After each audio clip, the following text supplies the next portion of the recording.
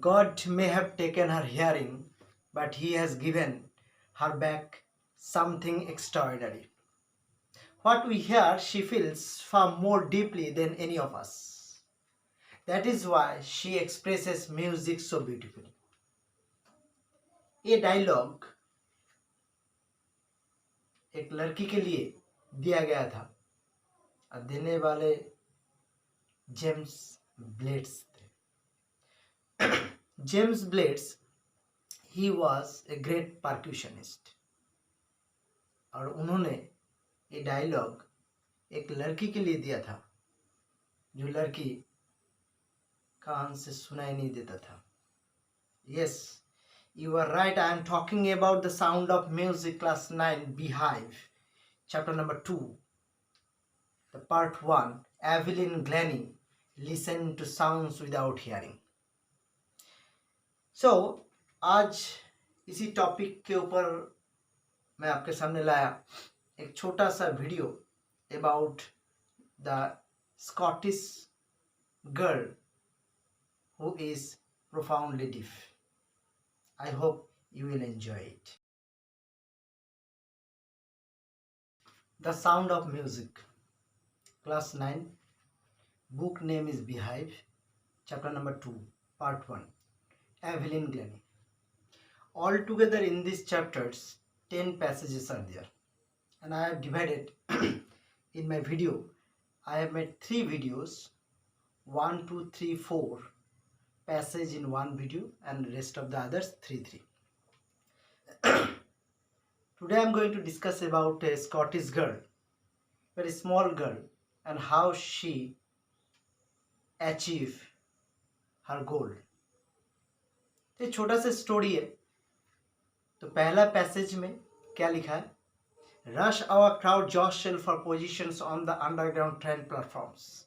That means ये पहला जो लाइन शुरू हुआ यहाँ पे, एवेलिन अपना गांव से शहर आ रही थी, इस जो तुम्हारा आपका लंदन में था, when she was only 17 years old, to perform in the Royal Academy of Music in London. जो लड़की को सुनाई नहीं देता था, वो पहली बार लाइफ में घर से बाहर आके किसी बड़े से स्टूडियो में परफॉर्म करने वाली थी. जो हर कोई आर्टिस्ट चाहता था वहाँ पे परफॉर्म करना. तो she got an opportunity at the age of 17, and very important thing is that, जो सबसे important बात क्या है? She cannot hear. This is written in the first passage. Now, Evelyn Glennie. Evelyn Glennie का पूरा नाम क्या है? Dame Evelyn Elizabeth Ann Glennie, and she was born in Scotland and in 19 July 1965. Evelyn Glenny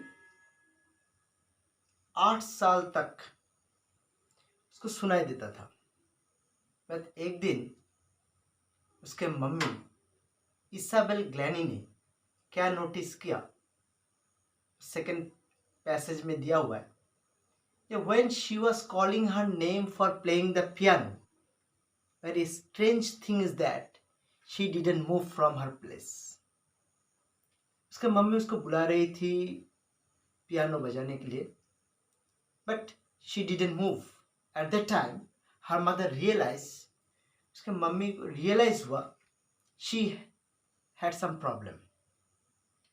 And Evelyn को पहले से ही पता था जो उसको सुनाई नहीं दे रहा था, but she concealed her deafness from her friends, teachers and etc. but कितना दिन छुपा के रखती बेचारी. जब 11 years हो चुकी थी, एवेलिन्स का मार्क्स डेटोरिएटेड हो रहा था, मतलब खराब से बदतर हो रहा था. एट द टाइम हेडमिस्ट्रेस ने मम्मी को बोला, जब आप एक स्पेशलिस्ट के पास लेके जाइए और देखिए क्या प्रॉब्लम हो रहा है.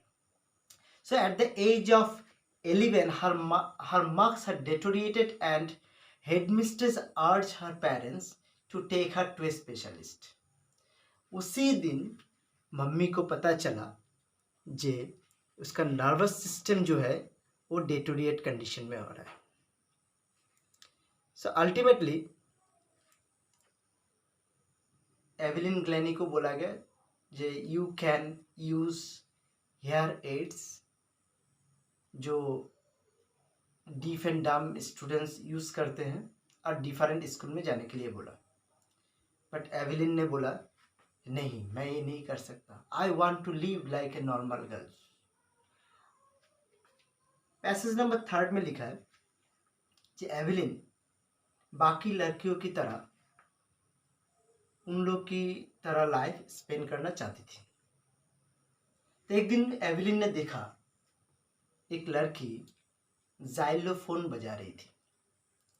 A girl, she was playing xylophone and Evelyn also want to play xylophone.